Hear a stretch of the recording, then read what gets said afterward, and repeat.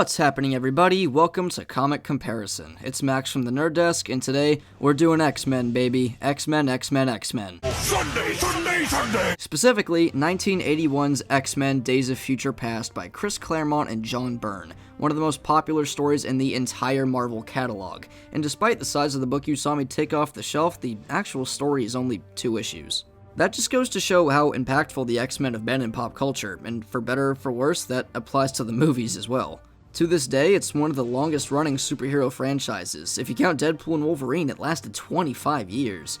Yeah, the timeline was a joke, and there were quite a few misses. I mean, before The Flash, Love and Thunder, and Madame Web came out, these were some of the biggest superhero movie punching bags.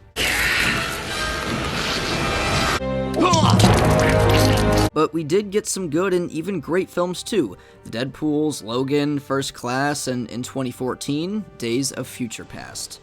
When it came out, it fixed most of the timeline problems by intertwining the first trilogy, The Wolverine, and the soft reboot, as well as becoming one of the highest rated and highest grossing films in the franchise. But the real question is, how does it compare to the original story? Today, I'm going to try and answer that question for you. So with all the context out of the way, let's dive into the past to change the future. You shut up! So, straight out the gate, I said the Future Past comic was only 2 issues, so you're probably curious what the rest of this stuff was. Basically, they were a bunch of other books from the time that starred, or at least featured, Kitty Pryde, who is a brand new member of the X-Men and is actually important to both versions of this narrative. It's actually a great introduction and has some fun one-off adventures, but anyways, we start the story proper with Kate Pryde, now an adult, walking through a dystopian, crumbling New York on her way to rendezvous with Wolverine. She ends up falling into the lair of some scavengers, and she can't use her powers to escape because of a collar she's wearing. Thankfully, Wolverine does eventually show up to save Kate, and he gives her a small piece of tech and instructions for a plan they're both working on. Kate then returns to her internment camp, and her narration explains how this new society works. We are currently in the dark future of 2013. America is ruled by evil robots called the Sentinels, and following the Mutant Control Act of 1988, the population has been divided into humans, anomalous humans who could become mutants, and actual mutants, most of whom are dead, with the few survivors being Wolverine as seen earlier, Kate, who's actually married to Colossus, which expands on her crush from the other books, Storm, Magneto, a telepath named Rachel, and Franklin Richards. He's looking a bit older than when I last saw him. They all discuss the plan Wolverine talked about earlier. The piece of tech he gave Kate was the last part to a machine that will let them use their powers, so that Rachel can telepathically send Kate's mind back in time to her body in the 80s to stop the Sentinels from taking over. The reason they send her instead of Colossus or Storm is because by that time in the past, all of the X-Men have been trained to resist any sort of mind control, except Kate because she was still in training at the time. She lays down next to Rachel, who activates the machine and puts Kate to sleep. Before we go to the past, though, I want to start up the movie as well. We open now to another dystopian New York City in 2023, with people imprisoned in camps. Then in Russia, a mutant named Warpath senses that the Sentinels are coming, and he warns the rest of his group. Blink, who can make portals, Sunspot, who has fire powers, Bishop, who can absorb energy, Colossus, and Kitty Pryde.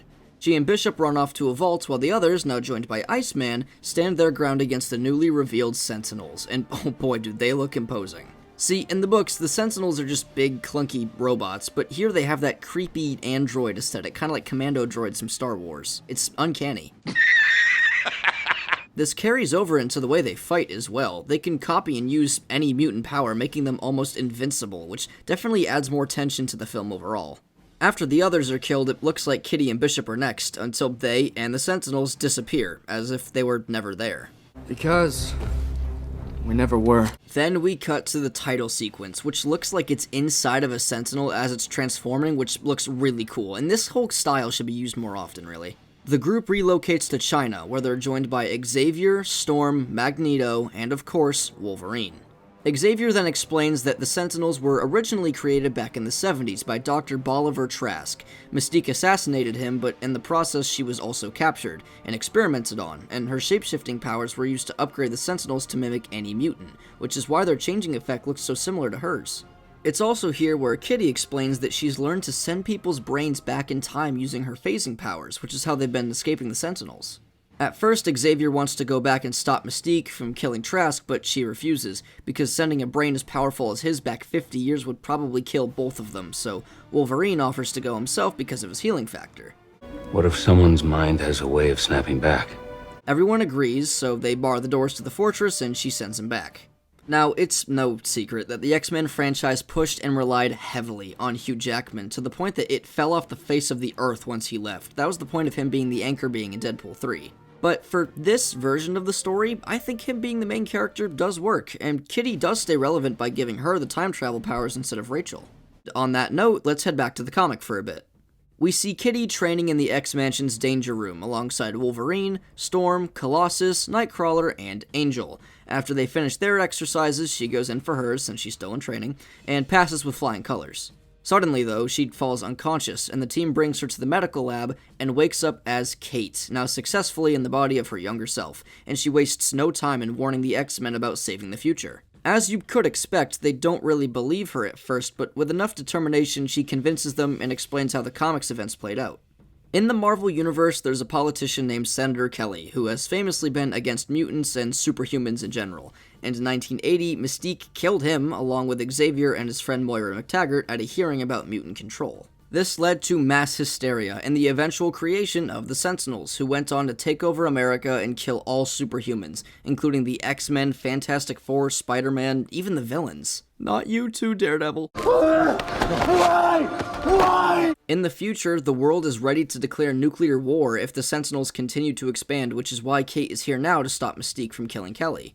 The team then heads to DC to intercept the hearing and try to save him. Back in the future timeline, Wolverine and the other mutants are heading through some subway tunnels before the Sentinels find them and kill Franklin with one shot. Most powerful mutant.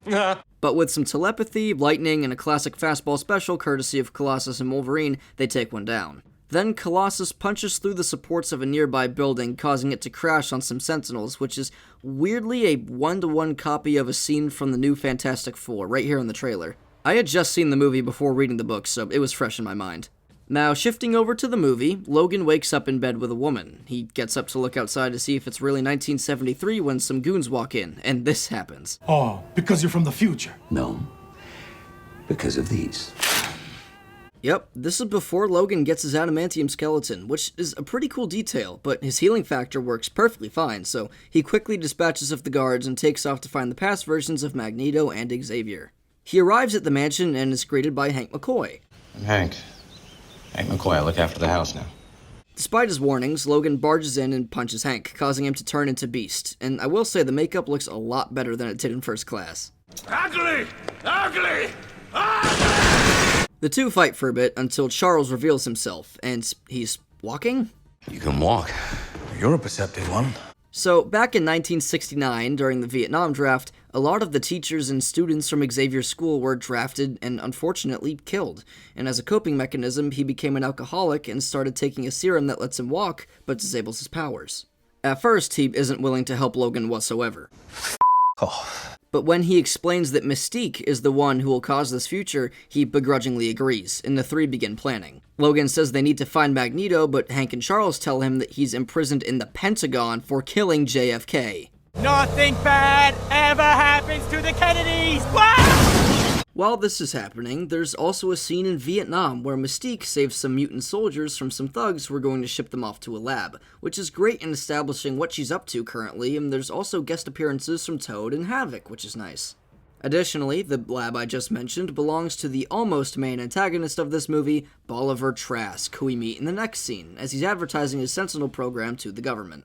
And by the time you see the need for my program, it'll be too late. Moving on, Logan and the others are going to need help breaking Magneto out of the Pentagon, so they go and find Peter Maximoff, aka one of the best parts from the entire X-Men franchise, Quicksilver. It's well known that Evan Peters plays this role perfectly, and he's set a pretty high bar for super speed in movies going forward. Fluent in sign language? Loser! You're a loser! Back to the comic, we cut to the Pentagon, where Mystique has worked her way up the faculty and also rebuilt the evil Brotherhood of Mutants. This version stars Destiny, Avalanche, Pyro, and the Blob. Did you just call me Blob? And just like Kate said, she plans to kill Senator Kelly to make humans fear the mutants as superior beings. Later, we arrive at the hearing where Kelly gives his stance on superhumans, and his fear does come from a rational place. With so many villains and heroes running around, is there really room for normal people? Now, the answer is obviously yes, but this man is denser than Kingpin's biceps. Booming!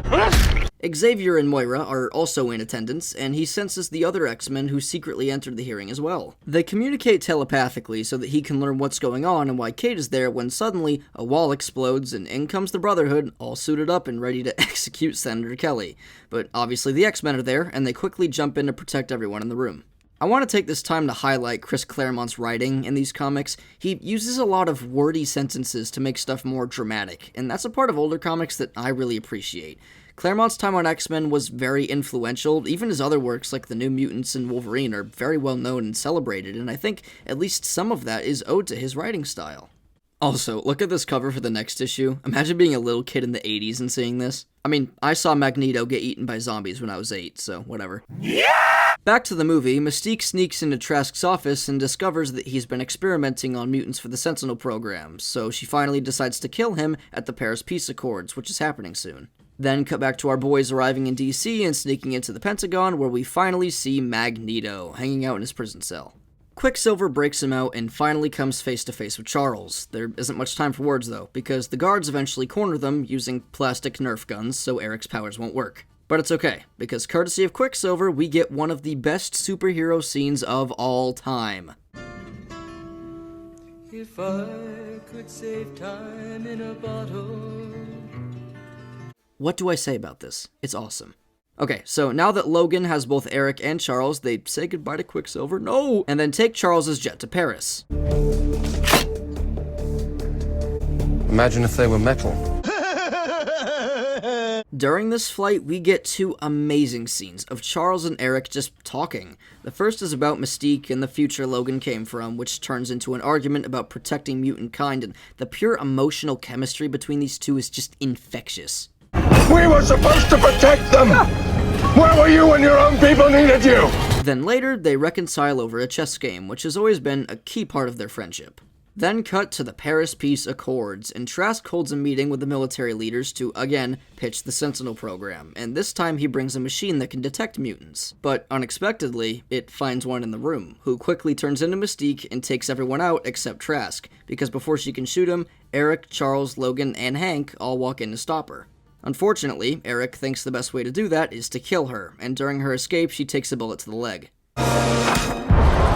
While he and Hank fight outside in front of the entire world, Logan sees that one of the men in the room is named Stryker, yes, that one, causing his past mind to take back over, and he starts freaking out in the future, injuring Kitty.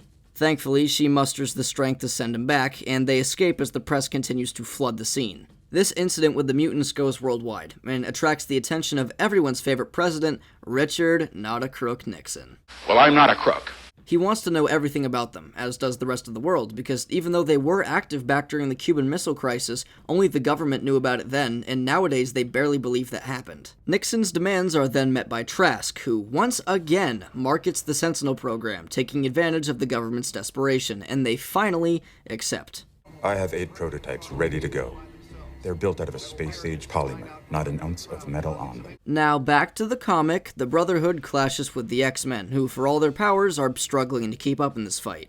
During it, Xavier explains to Moira why the mutants are here and the time travel, then a security guard comes over to escort them out, and proceeds to blast them with nerve gas, because it was actually Mystique, of course. Kate starts having doubts about her ability to save the future, which we cut back to next, with the remaining mutants headed to the Baxter Building so they can try to disable the Sentinels across America. Back in the past, the fight takes itself outside, with the military now getting involved, which is more than reasonable. The Capitol building is literally right there. Storm really steps in as a leader for the team and tries to keep everyone balanced. Nightcrawler tries to help Wolverine up from a fall but gets jumped by another Nightcrawler, so Mystique is clearly one of them. Wolverine is about to slash the two to find out which is which, but Storm eventually talks him down, so he helps Colossus in taking down Blob, and he references the Archimedes lever quote. "Give me a lever long enough, and a fulcrum on which to place it, and I shall move the world," which is likely a fat joke directed at Blob. Hey, guess what? But I'm bringing up Fantastic Four again because the Archimedes lever is actually a plot point in that movie. So many weird coincidences. I don't know where they come from. Come on now, left chop! Anyways, they defeat Blob, Nightcrawler defeats Mystique with a neat reference to them being secretly related, and the team leaves the rest of the Brotherhood to be arrested while they escape.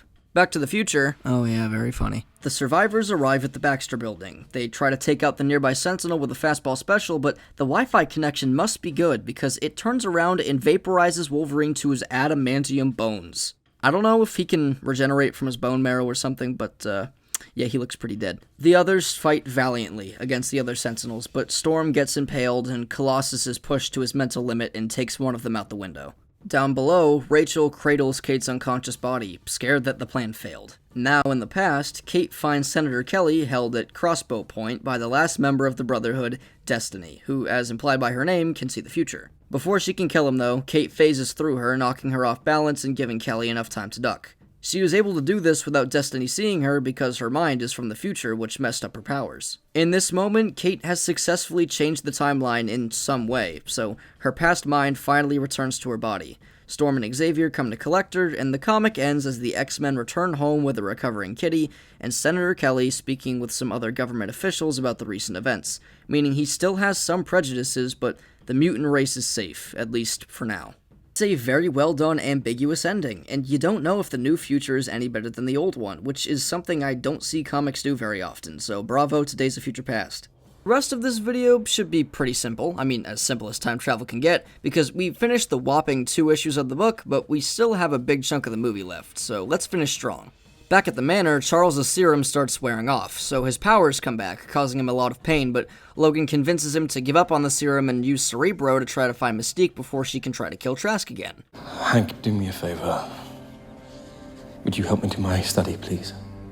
They head down to the bunker to fire it back up, but it's too much for him to process, and it breaks. He quits on the mission out of fear, but Logan once again helps him by explaining how he was once just as scared and broken as he is now before Charles helped him. And to prove it, he has young Charles use his mind to speak to his older self in the future. You still believe? Just because someone stumbles, loses their way, it doesn't mean they're lost forever. This is a great scene, not just in terms of acting, but also in the way it highlights the real power these two have, which is their selflessness and compassion for both mutants and humans, always rising above the conflict to find peace.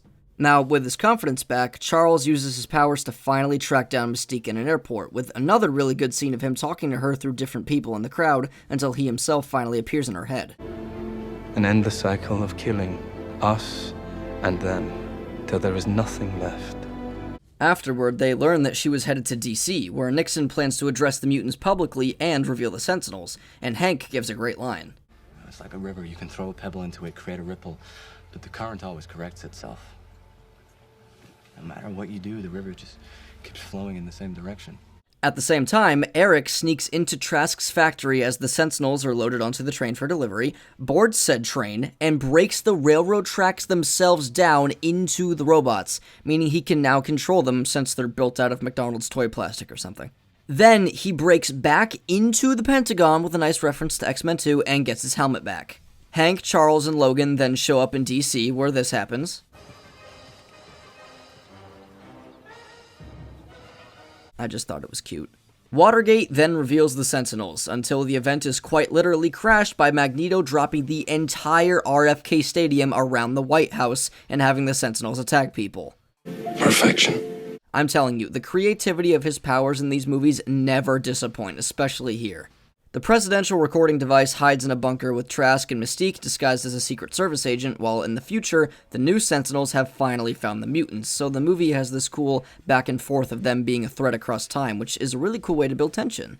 Logan and Hank try to attack Eric, but one gets thrown into a car and the other is impaled by rebar and flown into the river. So much for being a survivor.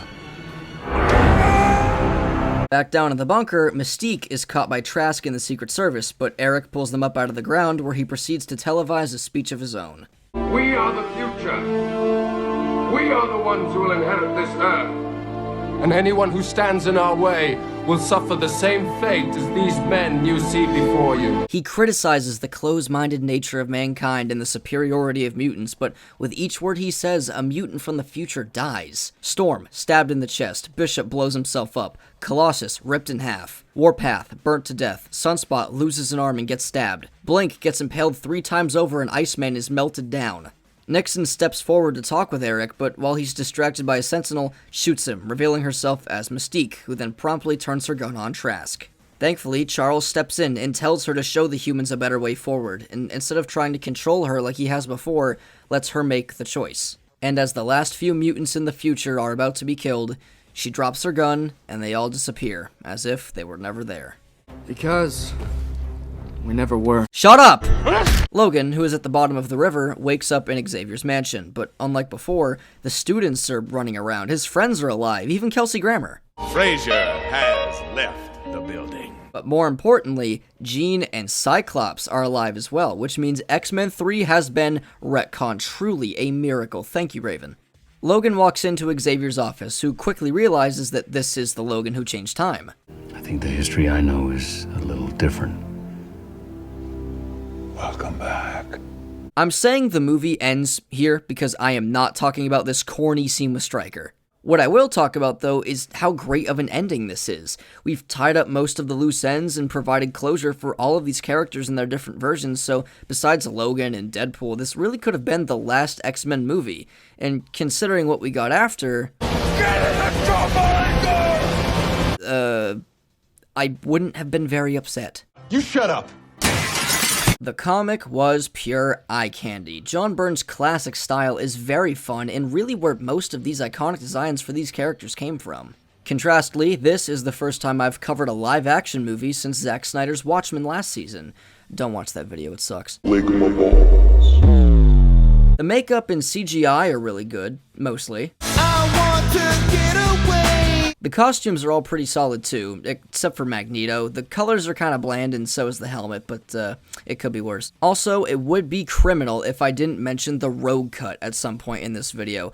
The Rogue Cut is an extended edition that adds more stuff to the future plotline. When Wolverine hurts Kitty about halfway through, Magneto, Iceman, and Xavier go to the ruined X-Mansion to rescue Rogue so she can copy Kitty's powers to give her time to rest. During this rescue, Iceman would have died to buy time for the others to escape, the mansion would have been destroyed, and the hand of a Sentinel would have been stuck to the Blackbird, explaining how they eventually found them in China. Also, during the scene where Eric gets his helmet back, Kevin Bacon's coin from First Class would have been shown as well. I'm going to count to 3, and I'm going to move the coin. I don't really know if this cut would have made the movie better, but I still find the fact that it exists very interesting. Getting into performances, we have a huge ensemble cast, of course being led by Hugh Jackman's Wolverine. He was great in this movie. You can tell how much more wise and experienced he is compared to his past versions. I was your most helpless student, and you unlocked my mind. You showed me what I was. You showed me what I could be. He works very well as the main lead without taking away from the other main leads, who are also all played very well. Jennifer Lawrence provides all the right emotions for Mystique's moral dilemma, and there are times where you could definitely take her side against Trask, played by Peter Dinklage. He fits the mad scientist role very well, especially when he starts fixating on Raven. I need brain tissue, spinal fluid, bone marrow. Funny that both of them are also in the Hunger Games series too. Nicholas Hoult is unsurprisingly still very strong as Beast, which I appreciate. He's had a very prolific career over the years. Obviously, he's great as Lex Luthor and Superman, but also Nosferatu, Tolkien, the very funny Renfield, and Fury Road, my beloved. Oh, what a day! What a lovely day! It was awesome to see Suri and McKellen return as the old and wise Magneto, but Michael Fassbender is just a show stealer. His conflict between good and evil is portrayed very well, and he brings so much depth to the character. I'm sorry, Charles. There's also a myriad of returning actors from the older movies, like Halle Berry's Storm, Lucas Till's Havoc, Iceman, Kitty, Rogue, Colossus, you get it. For the New Mutants, no, not those, well, maybe you, we have Evan Peters as Quicksilver, as mentioned earlier, Omar Sy as Bishop, Boo Boo Stewart as Warpath, Aiden Canto as Sunspot, and Bing Bing Fan as Blink. But I cannot go any longer without talking about Charles Xavier. Sir Patrick Stewart is still consistently great, as he always has been throughout the entire series, But the real standout is James McAvoy. I just don't know how he puts 110% into every line of dialogue. He fully embodies Professor X. When I was younger, I saw this and Split for the first time very close together, which must have been one crazy synergistic effect, because McAvoy has been one of my favorite actors of all time ever since. Besides the novelty of seeing two generations of X-Men actors share the screen together, just seeing how well acted they are and how everyone complements one another is magic in its own right. You shut up! So, I have a very difficult decision to make. The two mediums do have some things in common, like Kitty and Mystique's importance, the Pentagon and stuff like that, but they still do a lot differently, a lot. The comic is a short and sweet package with a very cool ending, and the movie is an awesome crossover between films that has a great emotional core. It was hard for me to decide, and I wasn't going to chicken out and call it a tie like I did in the last episode. Personally, I am biased towards the movie. I love it, but I will concede that the comic is ultimately better. It is simply too well made and influential. Folks, that makes an 8-to-1 ratio of books to movies, 12-to-5 if you count ties, but if I had my way, it would be 7-to-2. You know what? It's my show! Every aspect is a puppet string and I'm the ventriloquist. 7-to-2, 11-to-6. You shut up! Now, with that settled, we have finally reached the end of today's video. This is quite possibly the longest script I have ever written for Comic Comparison, so I hope you enjoyed it and got something out of it. Thank you for watching, be sure to like and subscribe to see more from me in the future, leave your thoughts and opinions in the comments below, and I'll see you nerds later. Tell me why it ain't nothing but a holiday. Tell me why it ain't nothing but a mistake. Tell me why I never wanna hear you say I want it that way.